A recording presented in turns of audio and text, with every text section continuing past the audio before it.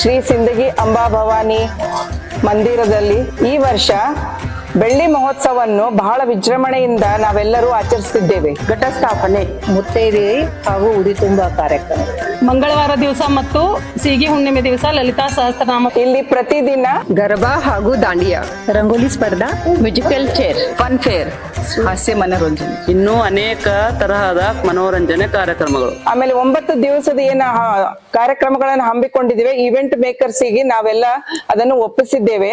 ಅದನ್ನು ನೋಡಿ ಸಂತೋಷ ಪಡಬೇಕೆಂದು ಕೇಳಿಕೊಳ್ಳುತ್ತೇನೆ. ನಮಸ್ಕಾರ.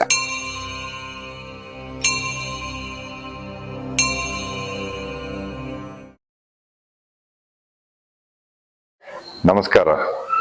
ನಾನು ಹರ್ಷ ಸುಭಾಷ್ ಗುತ್ತೇದಾರ್, ಗುಬ್ಬಿ ಕಾಲನಿಯ ನಿವಾಸಿ ಹಾಗೂ ಗುಬ್ಬಿ ಕಾಲನಿಯಲ್ಲಿ ಶ್ರೀ ಸಿಂದಗಿ ಅಂಬಾ ಭವಾನಿ ದೇವಸ್ಥಾನವನ್ನು 2000ನೇ ಇಸ್ವಿಯಲ್ಲಿ ಮೂರ್ತಿಯ ಪ್ರತಿಷ್ಠಾಪನೆ ಮಾಡಿ ಇವತ್ತಿಗೆ ಈ ಮೂರ್ತಿಯ ಸ್ಥಾಪನೆಯಾಗಿ 25 ವರ್ಷ ಕಳೆದಿದ್ದಾವೆ.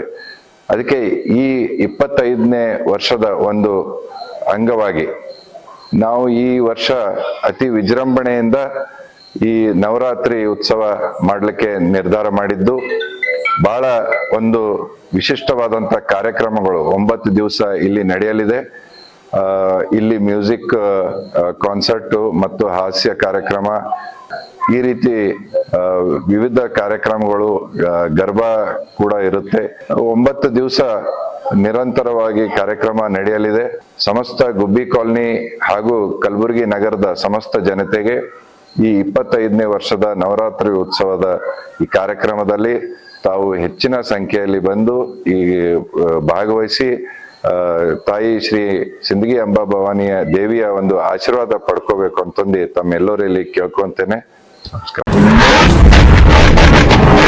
ವಿಜಯ ಧ್ವಜ ನ್ಯೂಸ್, ಇದು ಕನ್ನಡಿಗರ ಧ್ವನಿ.